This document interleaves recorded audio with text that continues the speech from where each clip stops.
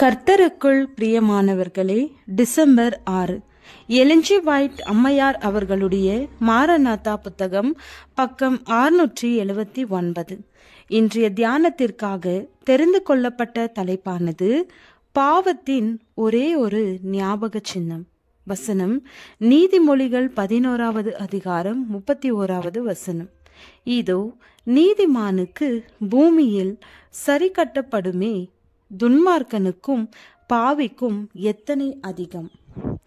துன்மார்க்கர் தங்களுக்கான சரி கட்டுதலை பூமியிலே பெற்றுக்கொள்கிறார்கள். அவர்கள் துரும்பா இருப்பார்கள். வரப்போகிற அந்த நாள் அவர்களை சுட்டெரிக்கும் என்று சேனைகளின் கர்த்தர் சொல்லுகிறார். சிலர் ஒரு நொடி பொழுதிலே அழிக்கப்படுவது போல அழிந்து போகிறார்கள். ஆனால் மற்றவர்களோ பல நாட்கள் வேதனைப்படுகிறார்கள். தங்கள் கிரியைக்கு தக்கதாக அனைவரும் தண்டிக்கப்படுகிறார்கள். நீதிமான்களின் பாவம் சாத்தான் மேல் சுமத்தப்படும். பரலோகத்தில் தான் செய்த கலகத்திற்கு மட்டுமல்லாது தேவ பிள்ளைகளை பாவம் செய்ய வைத்ததற்காகவும் சாத்தான் பாடுபட வேண்டும்.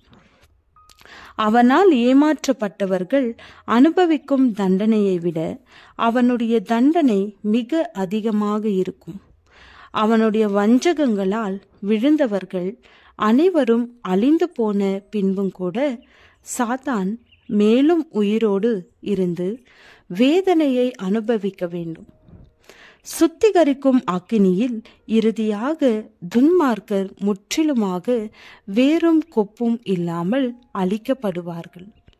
வேர் சாத்தான், கொப்புகள் அவனை பின்பற்றியவர்கள். சாத்தானும் அவனை சார்ந்து தேவனுக்கு விரோதமாக கலகம் செய்தவர்கள் அனைவரும் அழிக்கப்படுவார்கள். இன்னும் கொஞ்சம் நேரம்தான். அப்போது துன்மார்க்கன் இரான். அவன் ஸ்தானத்தை உற்று விசாரித்தாயானால் அவன் இல்லை. இராதவர்களைப் போல இருப்பார்கள். தேவநீதி திருப்தி அடைகிறது. பரிசுத்தவான்களும் தேவதூதர் சேனையும் உரத்த சத்தமாக ஆமேன் என்றனர். தேவனுடைய நியாயத்திற்கும் அக்கினியால் இப்பூமி சூழப்பட்டு இருக்கும் தருணத்தில் நீதிமான்கள் பரிசுத்த பட்டணத்திலே பாதுகாப்பாக தங்கியிருக்கிறார்கள். முதலாம் உயிர்த்தெழுதலுக்கு பங்குள்ளவன் பாக்கியவானும் பரிசுத்தவானுமா இருக்கிறான்.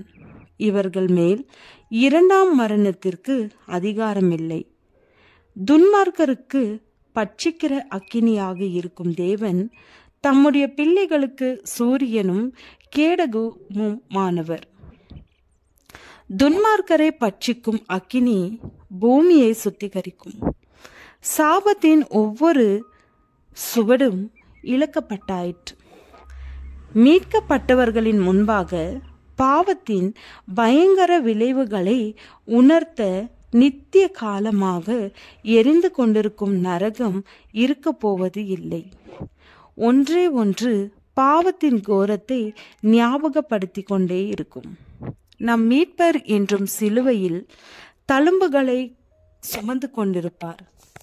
பாவத்தால் இழக்கப்பட்ட அனைத்தும் மீட்கப்பட்டாயிற்று. மீட்கப்பட்டவர்கள் இந்த பூமியை சுதந்திரிப்பதின் மூலம் தேவன் பூமியை சிருஷ்டித்ததின் உண்மையான நோக்கம் நிறைவேறியது.